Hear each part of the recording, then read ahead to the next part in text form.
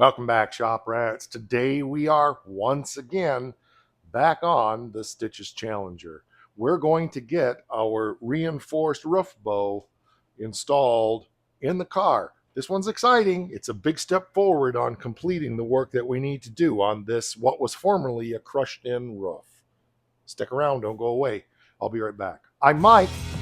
This is My Cars Shop. Just to recap, this car came out of a junkyard, had a car stacked on top of it. The roof was caved in. We hammered and dollied everything back out, shrunk the metal back down where it should be as much as we could, but we had one spot right up in here that was dented down about 1/4 of an inch. And every time I would try to shrink that, it wouldn't shrink because it was overstretched and it would end up causing this to oil can down. We demonstrated that on the video in our last couple of episodes on this. You guys had a lot of great suggestions on what I could and should do to fix that. But the issue is I've thrown everything I can do and everything I have at it. Pretty good at shrinking and stretching metal. And that was just beyond my abilities. It's all here. It's all on the channel. It's the very first few episodes on this car. So where we're at, we took the roof bow out because it was destroyed and bent, and we straightened it all back out and put some reinforcement bars in it. And we cut some relief cuts here in the roof to allow us to hammer and dolly that up. So there was some relief so that as that metal was kind of stretching back into place, so to speak, it wasn't causing oil canning. Our roof is pretty good and solid now. Today's object is to get that thing installed in the car. So it's here with our 1/4 inch, 3/16, 5/16, whatever they have bars. We got to grind down the sharp edges here because they're putting little dimples in the roof. And we have two products. This one that my buddy Just Mopar Joe suggested, which is a structural adhesive, 8101. It's 2 tubes in a box. Comes with, I think, a wooden stick also. Yes, there's a little in there.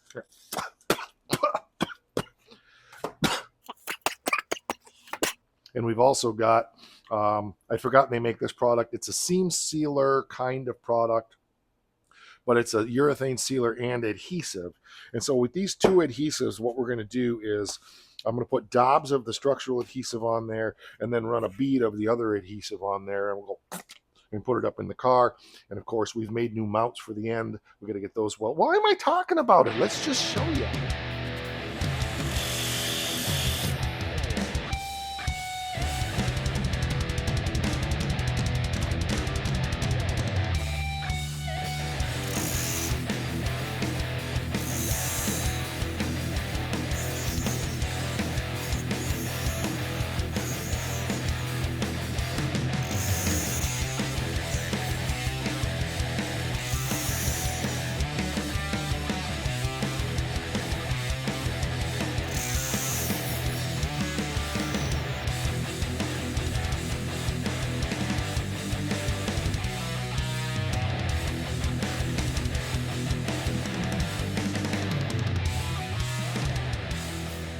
That's got to dry a little bit, so I shoved it in the furnace pipe, and we'll let that bake on there for a bit. In the meantime, we can go over here on the car, and we can get those. The one mount that we made is ready to weld in. The other one we need to check, so I need that to be dry so we can put the thing back in one more time and make sure that it's in the right spot. Something about it looks a little bit funny to me. We also need to drill some plug weld holes on that as well. So we got a lot of work to do yet, so waiting for that paint to dry is not going to be a big deal.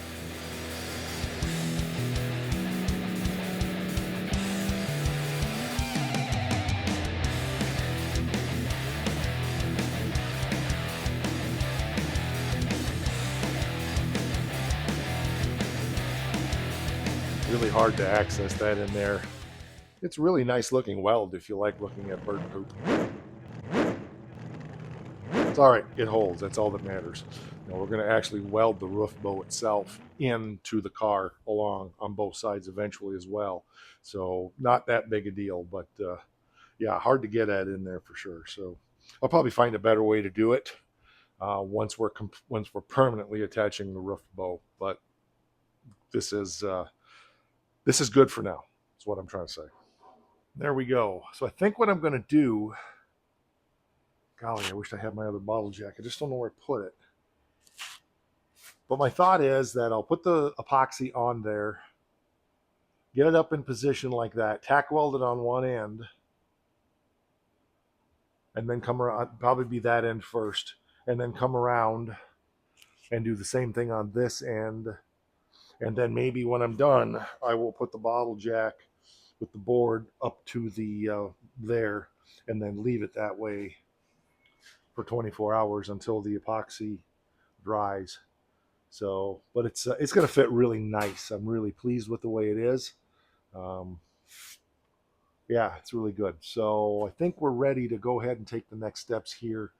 So that's mixing up the epoxy, getting up my caulking gun and so forth, and getting that thing all glued up and ready to install. Got a little pretty close to even amounts. I need a little more of the white. We'll mix that together.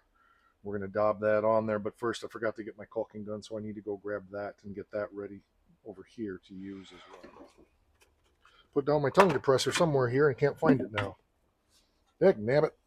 Rabbit! Well, don't! It's here somewhere. I'll be right back.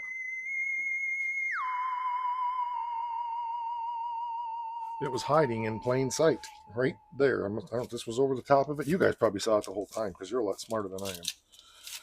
Okay, so as I said, so we're going to mix this up.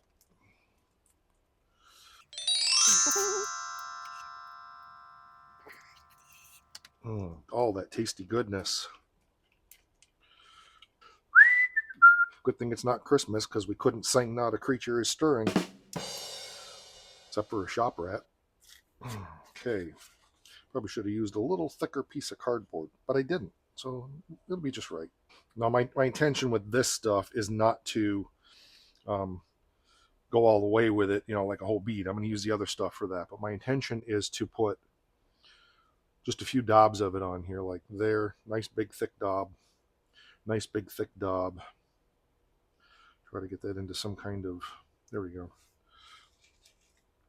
And then probably in the middle, nice big thick daub. Nice big thick daub. And then down here, a nice big thick daub. And then of course over here, another nice big thick daub. Let me kind of turn the bead around because I love to hear percussion.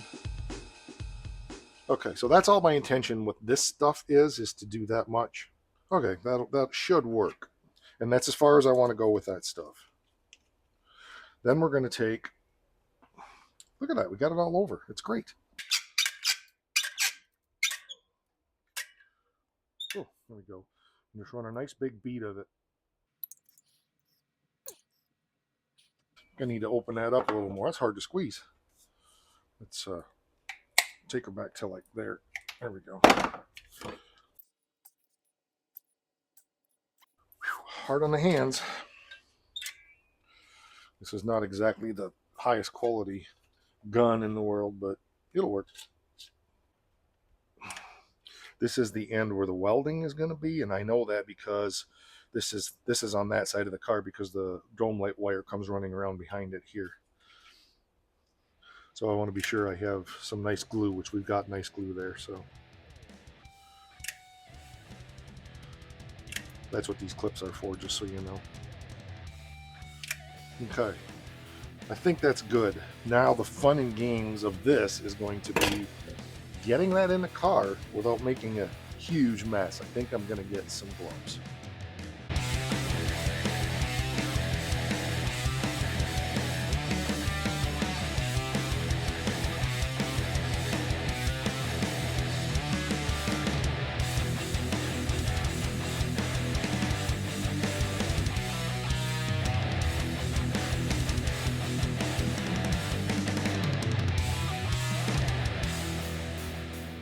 There we go. I wouldn't mind getting some pressure up in here also. So I don't think I thought I had one more bottle jack. I thought I had 3 different sizes, like 1 ton, 2 ton, and 3 ton or something. but I don't know. So I got to dig around, but I'm not disappointed with the way that's looking. Nice pressure up all the way around. I was thinking I was going to weld, but at this point, I don't think I'm going to. I'll let it dry, and then before I remove the jacks, we'll go ahead and weld those in there. My instincts just tell me, just now that it's in place, leave it be. So, like the Beatles said, let it be, let it be, let it be, let it be. And then I can also go through inside of here and run some more of that glue pulp stuff. So, although it's fitting pretty darn good, I have to say. I just got looking at it and realized it's this way just a little bit. So I got to loosen everything up and move it over that way like 3/16 of an inch. Okay, I got it shoved over now so it's centered. The white stuff is already hardening up really well. The black stuff is going to take longer. I went through and it's not pretty, but I don't care because it's going to be under a headliner anyway. But I wanted to get extra in the middle there. So it should be well glued on there now, and quite frankly, it'll stay there. But obviously, we need to weld it on the ends for it to be doing its total function. So I'm happy with that, and I'll show you up above what she looks like. So here's the where the roof bow is. Some of the glue is poking up through there, so that's cool. And there's our last dent that we're going to have to take out there. But we really have made a lot of progress. This looks really good. I'm going to take and tink that down just a little bit with a hammer just to be safe, to be sure it's not sticking up too high and I'm not creating myself a problem for later with the metal being too high, because then that would be kind of a pain in the kapatuka. But overall, I think we're in good shape. I got one more dent over there I got to deal with. You can see that one. That's not a big deal to get that out. The rest of it's pretty good. There's a little one here, but the worst creases were like right in here. All that stuff is gone. There's a little bit of one there, but I can't really get that one out because it's behind the structure for the roof. But let me tank that down just a little bit, and we'll go from there. Something else I intended to mention, I forgot, is I do have it a little overextended, um, to keep that glue nice and pressurized up on that roof. So we should be, when we let it off, this is going to sink just a little bit too. But I did tap that down a little bit. I think we're good. So yeah, I'm pretty excited about it overall. Vinyl top car. So let's talk about that real quick. The vinyl top will show some imperfections in the roof, but not a lot. It's pretty forgiving. But remember that vinyl glues to the contour of the roof. So if the roof is wavy, you're going to see those waves in there. So we've got to have it pretty respectable.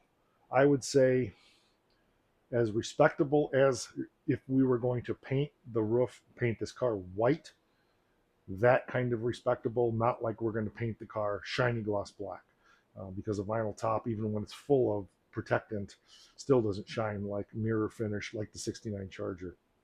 So you need to have some pretty good body work, but you don't have to go crazy and make sure that everything is perfect. So we'll fill the low spots with tiger hair. We'll skim the whole thing with Bondo. We'll sand it all down so it's all paper thin. Good. We still got some more stripping to do in my buddy Bird's garage. Yeah, Bird's. I don't know. Bird's do-it-yourself garage is sending me this part in here to out of his car when he wrecked it. He's got this part and it's good, so we're gonna get that. He was supposed to ship it this week, so we'll have to put that in there. So once that's all done and stripped down the rest of the way down to about in here, we will spray this. We'll scuff it down, and we will spray it with epoxy, and then we can do our body work from there. Once those over there is welded up, that's definitely a nice bite out of the project. So the next step will be, once everything is dried after a couple days, I'll go in there. I'll just do it off camera. I'm not going to make an episode on that, or I'll make it part of another episode. But I'll go in there. I will weld up the ends, make sure everything is good.